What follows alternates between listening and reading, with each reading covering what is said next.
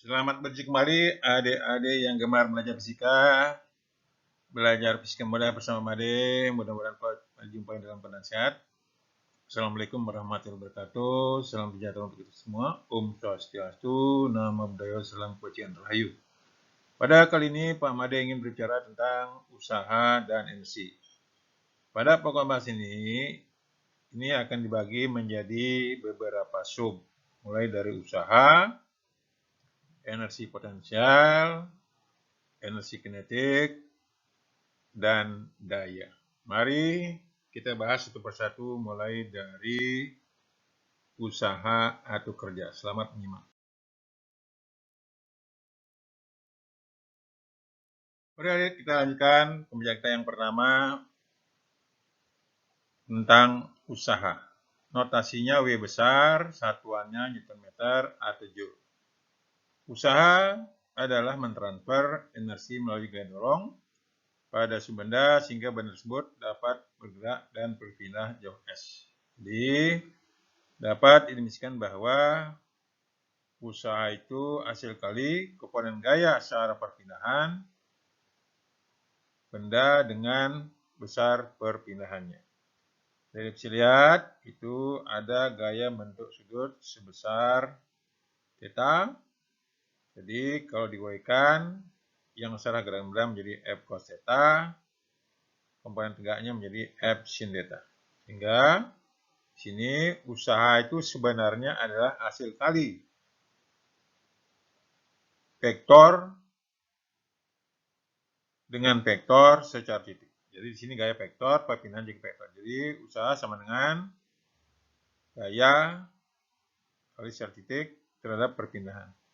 Besarnya yaitu W sama dengan F kali S cos theta. Di mana F ini adalah besar gaya yang bekerja, S ini adalah perpindahan, theta itu adalah sudut gaya bekerja terhadap sumbu horizontal. Jadi begitu adik-adik, mari kita lanjutkan soal berikut untuk meningkatkan pemahaman tentang usaha. Selamat menyimak. Mari adik-adik kita lihat contoh soal berikut untuk meningkatkan pemahaman tentang usaha. Kita lihat ada sebuah benda massa 10 kg ditarik dengan gaya 100 Newton.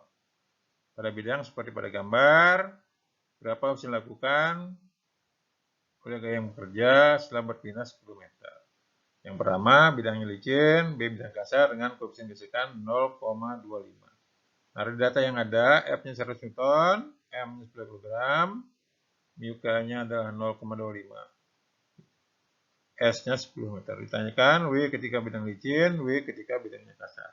Nah, langkah yang pertama kita ambil adalah uraikan semua gaya yang ada, yaitu F menjadi F cos 37 searah dengan perpindahan, F sin 37 yang tegak lurus dengan perpindahan. Setelah turai semua, baru kita lihat nomor A, bidangnya licin, itu berarti gesekannya tidak ada. Otomatis nomor A lihat usahanya adalah hasil kali komponen gaya secara perpindahan dengan perpindahan, yaitu 100 kali 4/5 kali 10. 45 kali 100 itu 80, 80 kali 10 hasilnya 800 Joule. Sedangkan ingat nomor B, kalau ada gaya gesekan, adik-adik harus cari dulu besar gaya normal. N di situ yaitu W min F sin 37, yaitu 100 min 100 kali 3/5. Hasilnya adalah 40 Newton. Setelah kamu gaya normal, baru kita peroleh yaitu gaya gesekan FK sama dengan μK kali N. Itu 0,25 kali 40, hasilnya 10 Newton. Nah, usaha untuk gaya gesekan lihat yang bawah, W sama dengan sigma F kali S. Yaitu F cos 37 min FK kali S.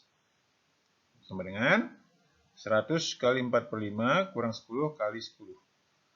Jadi 80 kurang 10 hasilnya 70, yaitu 70 kali 10 hasilnya 700 Newton meter atau 700 Joule. Jadi adik-adik perhatikan nanti apakah bidangnya licin atau kasar. Jadi berbeda cara pengerjaannya. Jadi kalau licin berarti gaya gesekan tidak ada. Kalau dia kasar ada gesekan, berarti harus cari gaya normal dulu sebelum masuk ke rumus usaha. Mari kita simak contoh berikut. Selamat.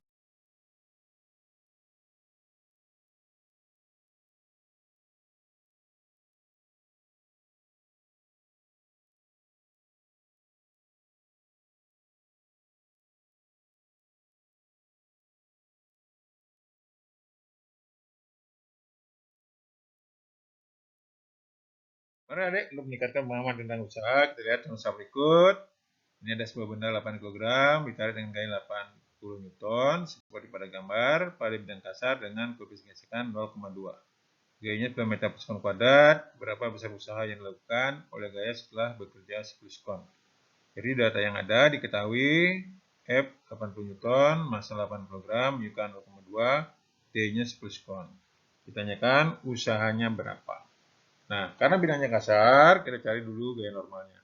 Karena gaya yang bekerja itu searah bidang horizontal, otomatis di sini gaya normalnya sama dengan berat benda. Ingat tentang gaya normal waktu hukum kedua Newton. Jadi di sini N-nya berarti M kali G, 8 kali 10, 80 Newton.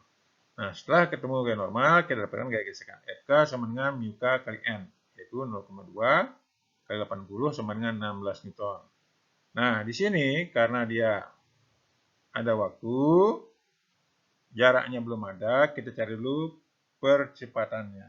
Kita lihat baris ketiga dari bawah, A sama dengan sigma F per sigma M. Sama dengan F min Fk per M sama dengan 80 kurang 16 per 8 sama dengan 64 per 8, hasilnya 8 meter per sekon kuadrat. Jadi dalam kasus ini baru jaraknya adalah P0T plus setengah AT kuadrat. Jadi bendanya dianggap bola radiam, sehingga P0-nya 0. Sehingga S menjadi setengah AT kuadrat. Jadi setengah ke 8 kali 10 kuadrat, hasilnya adalah 4 kali 100, 400 meter. Sehingga usahanya menjadi W paling bawah sama dengan F min Fk kali S sama dengan 80 kurang 16 kali 400, hasilnya yaitu 25.600 Joule. Jadi begitu adik-adik, ingat bahwa kalau gaya searah perpindahan itu dia positif. Gaya gesekan berlawanan arah dengan arah gerakan dia bernilai negatif. Jadi mari kita simak materi berikutnya.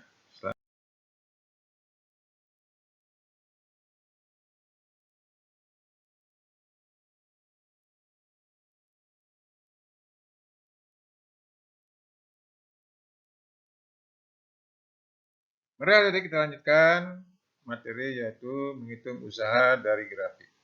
Adik-adik bisa lihat gambar, itu ada grafik sumbu partikelnya F. Itu menunjukkan besar gaya yang bekerja pada benda. Sedangkan yang arah horizontal sumbu X-nya itu yaitu menyatakan perpindahan.